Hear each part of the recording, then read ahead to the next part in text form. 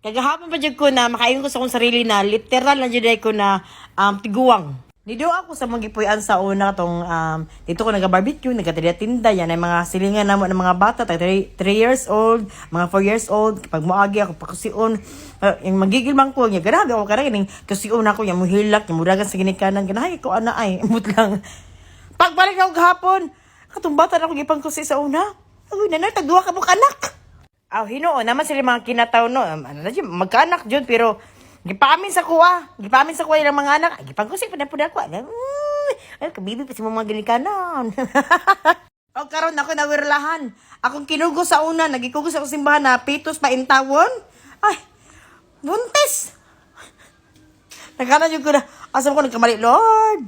Di naman si ko maminyo kay kuan man giunahan naman ko sa kong tulo ka manghod na nani mga anak sila tanan so ana sila sumpa niya ana sila bayaran na kog sinsilyo maski piso amo sila bayad so mo siguro na wala ko na minyo pero okay man dapat happy man dapat ko maski bag ko anak ko wala ko bana